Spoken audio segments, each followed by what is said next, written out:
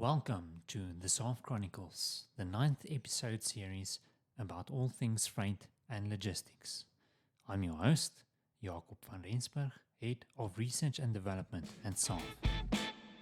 Today, I want to update you on the latest weekly cargo movement report, your reliable source for insights and updates across the South African and global logistics networks. In the 206th edition of the report, dated 4 October, we touch on three critical areas. Firstly, the labor strike in the US, South Africa's latest merchandise trade statistics, and thirdly, a detailed look into equipment availability at Transnet and its implications for terminal operations. Let's dive right in. The recent strike by the International Longshoremen's Association on the US East Coast and Gulf ports has sent ripples through the global supply chains. While negotiations have temporarily paused the strike for approximately 3 months, the broader implications are undeniable. Nearly 90 ships were affected, resulting in capacity losses estimated at upwards of 750,000 TEUs, which accounts for about 2.5% of the global container fleet during the first week alone. Now, the timing couldn't be worse for the global shipping industry, which is already grappling with increased congestion. Furthermore, with China's Golden Week coinciding with the strike, the interconnectedness of global trade means that disruptions in one region create a domino effect elsewhere.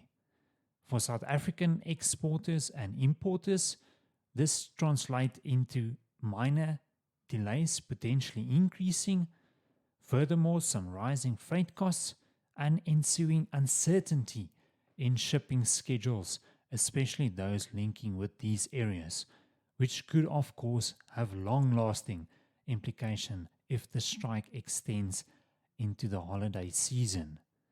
We'll monitor the situation closely as it unfolds, but the coming weeks will be crucial in determining just how deeply this disruption affects global trade. Secondly, turning our attention to South Africa's trade performance, SARS recently released the August merchandise trade statistics, highlighting a notable monthly trade surplus of 5.6 billion rand. While this may sound highly positive, the data reveals that exports fell by 5% from July, while imports were rising by about 1.8%. On a year-to-date basis, South Africa has managed to maintain a healthy trade surplus of 89 billion rand. However, the sharp decline in export volumes, especially compared to previous years, points to deeper issues. Our logistics network, hampered by inefficiencies and equipment shortages, has been a significant bottleneck to our trade industry. Collectively, as a country, we need to focus on increasing both the volume and the value of trade. The decline in export volumes risks undermining our trade position and, of course, by extension, our economic recovery.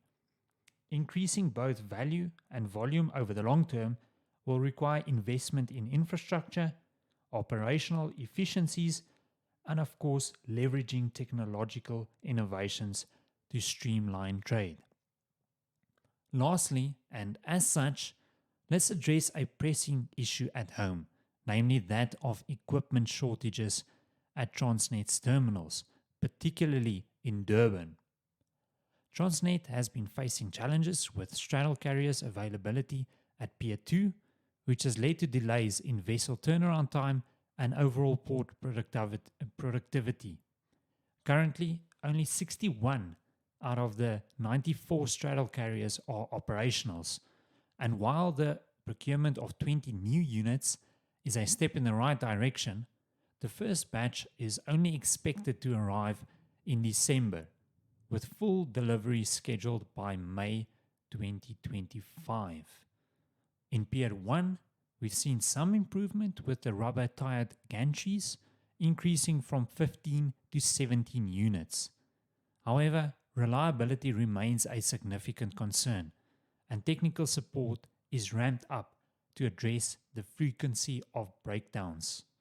At Cape Town and in the Eastern Cape at Kucha, the delivery of new hauliers, 47 and 50 respectively, has been a positive development, but of course, more is needed to close the gap.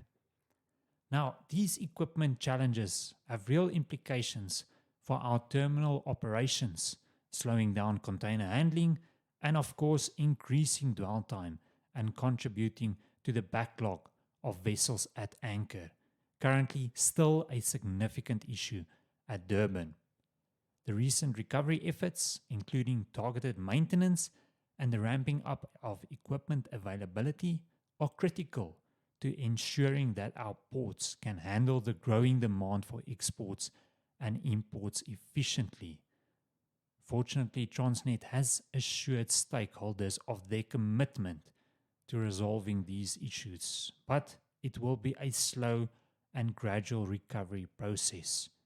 So, in conclusion, while South Africa faces numerous challenges, both from global disruptions like the US strike and local inefficiencies at our port, there are some glimmers of hope as recovery plans are implemented. However, of course, systemic issues like equipment shortages and operational delays need urgent resolution for sustained growth in our international trade, transport, logistics, and supply chain industries. That's it for this week. Stay connected, stay informed, and keep your business moving forward with insights from our cargo movement report. Join us next time for more updates. This is your host signing off.